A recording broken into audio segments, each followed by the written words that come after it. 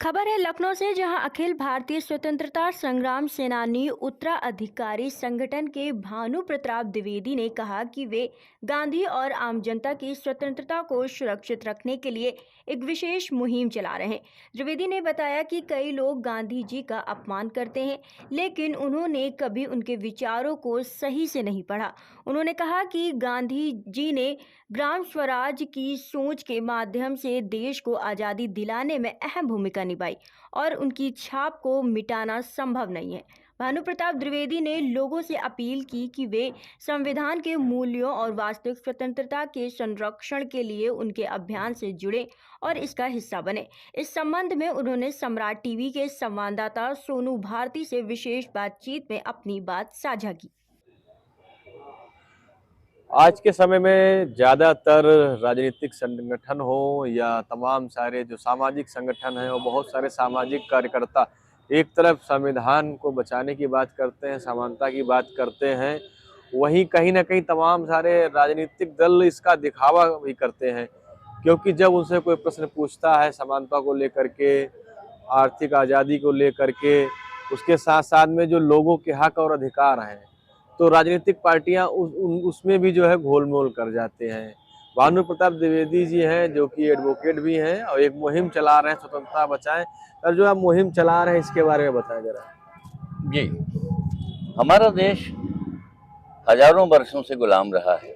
जी जितना लंबा गुलामी का इतिहास है, उतना ही लंबा हमारी आज़ादी के प्रयासों का भी इतिहास है। कभी कभी हम आज़ादी के लिए युद्ध भी लड़े, कुछ युद्ध हारे, कुछ जीते।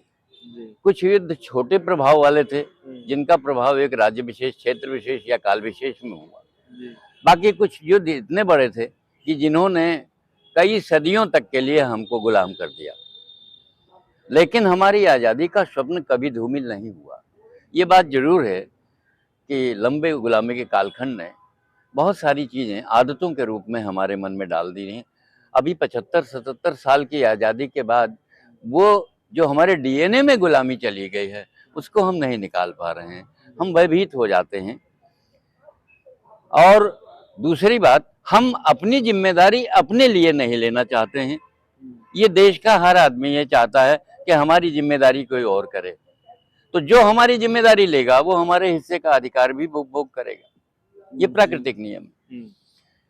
हमारी जिस पीढ़ी ने आज़ादी की लड़ाई लड़ी है, मेरे पिता पंडित शालिग्राम द्विवेदी जी भी उसमें शामिल हैं। 15 साल की आयु में उन्होंने आज़ादी के लड़ाई में भाग लिया था और जब तक वो जिए, स्वतंत्रता के जनता में पहुंचने की बात को लेकर के उन्होंने हमेशा प्रयास किया।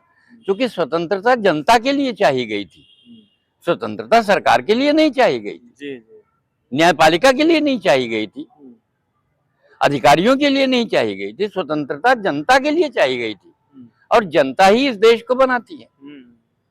देश कोई अपने आप में इकाई नहीं है। जनता, उसकी चेतना, उसके संघर्ष, उसके प्रयास, ये सब मिलकर के देश बनाते हैं। तो 1947 में आज़ादी के बाद ये एक सपना था बहुत सारे लोगों का कि जब आज़ादी आएगी, जैसे एक बच्चा पैदा होता है तो छोटा होता है, फिर बड़ा होता है, जवान होता है, परिपक्व होता है, तो ऐसे ऐसे आज़ादी बढ़ेगी, फैलेगी, लोगों के अंदर चेतना में जो गुलामी की जड़ें जमी हैं उनको बाहर करेगी। लोग अपनी स्वतंत्रता, अपने गरिमा का मूल्य समझेंगे और उस पे जो कोई आघात करने वाला होगा उससे लोहा भी लेंगे। लेकिन लोकतांत्रिक परंपरा जो इस देश पर ला दी गई, उस लोकतांत्रिक परंपरा में जब तक लोक जागरूक नहीं होगा, तब तक तंत्र ही अधिकारों का उपभोग करेगा। आप देख रहे हैं, चाहे वो प्रशासन का तंत्र हो, चाहे वो न्याय का तंत्र हो, चाहे वो पुलिस का तंत्र हो, चाहे वो आपके रेवेन्यू कोर्ट्स का तंत्र हो, कोई भी तंत्र हो, आज वे वास्तविक मालिक बन गए हैं और जनता उनके सामने फरियादी है। कहाँ पे आपको कमी लगती है कि लोगों के जो अधिकार हैं या जो नागरिकों को स्वतंत्रता कॉन्स्टिट्यूशनल मिली, फ्रीडम मिली हुई है, तमाम सारे आर्टिकल्स बने हैं, तमाम सारे नियम बने, उसके बाद में वास्तविक रूप से जो है लोगों के अधिकारों का हनन होता है, उसको आप जिम्मेदार किसका मानते हैं? देखिए, बेसिकली तो ये है कि हम अपने अधिकार की रक्षा के लिए जब तक जागरूक नहीं होंगे तब तक हमारे अधिकार का अपहरण करने वाले बलवान रहेंगे। इन 75-77 वर्षों में आप देख रहे होंगे मुख्य रूप से इस देश को राजनीतिक दल चलाते हैं। राजनीतिक दलों का चरित्र ये बन गया है कि जनता को उन्होंने मुफ्तखोर बनाया, हरामखोर बनाया। बिना परिश्रम के कोई चीज जिसको मिलती है उसको हरामखोरी कहते हैं मेरे ख्याल से। तो जनता को उन्होंने निरंतर हरामखोर बनाया और जनता इस बात के लिए अपना अधिकार नहीं मानती है, वो उनको अपना मसीहा मानती है, अपना उद्धारकर्ता मानती है। जो लोग मुफ्त की रेवड़ियां बांटते हैं, पॉलिटिकल पार्टियां, और चुनावों के मौसम में कई बार ऐसी घोषणाएं भी होती हैं कि हमको आप वोट दीजिए, मैं ये फ्री की योजना चलाऊंगा, मैं ये चीज बांटूंगा। ये कहीं ना कहीं लोकतंत्र के लिए गलत है और जनता के लिए गलत है। आप इसको कितना सही मानते हैं? ये बिल्कुल सही आप कह रहे हैं। इसको लेकर के सही कई स्तरों पे चिंता व्यक्त की गई है। सुप्रीम कोर्ट ने भी, अब उसके पास भी कोई मामला नहीं, क्योंकि सुप्रीम कोर्ट पे आप देख रहे हैं, सुप्रीम कोर्ट पर भी कुछ परिवारों ने कब्जा कर लिया।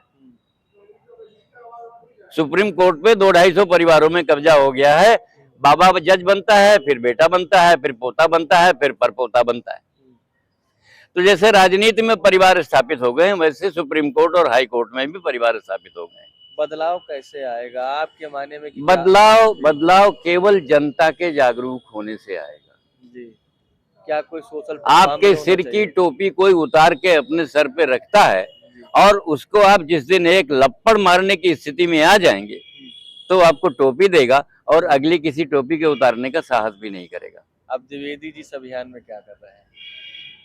मैं एक बात आपको बताऊं, संविधान का हमारा अगला अंक इस अखबार का आने वाला है। 2 बातें, इस पूरे देश में 4 सूत्र हमने लिए कि 4 चीजें हैं, इनका तल अगर ठीक हो जाए तो ये देश ठीक हो सकता है। जैसे हमने संविधान को लिया, हमने स्वतंत्रता को लिया, हमने बलिदान को लिया, हमने गांधी को लिया। आप भी देखते होंगे आज गांधी को गाली दी जा रही है, जबकि पूरे विश्व में गांधी आज भी प्रासंगिक है। तो ये जो टुच्चे लोग भारत में गांधी को गाली दे रहे हैं, ये कभी क्या इतने शक्तिशाली हो जाएंगे कि पूरे विश्व के मनस्पटल से गांधी को हटा देंगे? नहीं हो सकते। ये केवल अपने जैसे गली में कुत्ता भौंकता है वैसे अपनी गली में गांधी को गाली देते हैं। न गांधी को पढ़े हैं, न गांधी को समझे हैं, न गांधी को जाने।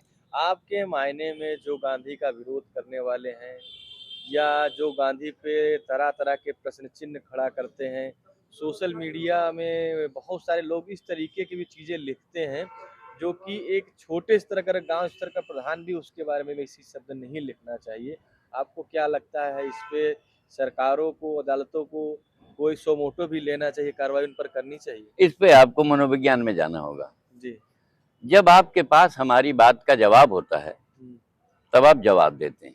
जी, हमने अगर कहा भैया हमारी ये बात है, इस पे आप बताइए, मैं उदाहरण दे रहा हूँ, एक रूपक दे रहा हूँ, इससे आप इस बात आपको स्पष्ट हो जाएगी। मैंने बात की कि भैया ये बताओ, तो आप कहेंगे हाँ जी मुझे मालूम है, ये मैं आपको बताता हूँ। जब मैं बात करूंगा आपको नहीं मालूम होगा तो आप ये नहीं कहेंगे कि मुझे नहीं मालूम, तब आप कहेंगे नहीं तुम्हारा सवाल गलत है। उसके बाद भी अगर मैंने कहा कि नहीं मेरा सवाल कैसे गलत है यही बता दीजिए, तो आप जब वो भी बताने की स्थिति में नहीं है तब कहेंगे तुम चूती हो। फिर भी अगर मैंने कहा कि भैया यही बता दो कि मैं चूतिया कैसे हूं, तब तुम कहोगे कि तुम अभी 2-4 लपड़ खाओगे, अंतिम वाले में आ जाते हैं, गाली खाओगे। उसके बाद भी अगर मैंने कहा कि भैया आप मुझे गाली क्यों देंगे, तो आप ये नहीं बताएंगे कि मैं आपको गाली क्यों दूंगा, आप कहेंगे ये लो साले तुम इसी लायक हो और 2-4 लपड़ हमें मार देंगे। ये मनोविज्ञान है। गांधी को लोगों ने पढ़ा नहीं है, समझा नहीं है, तो वो गांधी को गाली आसानी से दे सकते हैं। जिसने गांधी को जरा भी समझा होगा, पढ़ा होगा, मैं एक किताब का हमेशा उल्लेख करता हूँ, गांधी ग्राम स्वराज। गांधी ने भारत देश को गांव के रूप में देखा था। सबसे पहले गांधी के स्वप्न की हत्या करने वाला नेहरू। ये कैसे आप कह सकते हैं? गांधी जी ने कहा था, आप ग्राम स्वराज पढ़िए आपको पता चलेगा कि इस देश में 7.5 लाख गांव हैं। तो आपके पास ऐसी कोई मशीनरी कभी नहीं होगी कि आप 750 गांवों को नगर या शहर में बदल देंगे। आज तक कर पाए? नहीं कर पाए। लेकिन एक, और गांधी जी ने यह भी कहा था कि शहर में जो आपको लाली दिखती है, ये उसी किताब में है, आप पढ़ लीजिएगा, मेरा अनुरोध है, ये उसी किताब में है कि शहर के चेहरे पे जो लाली दिख रही है वो गांव के खून से आई है।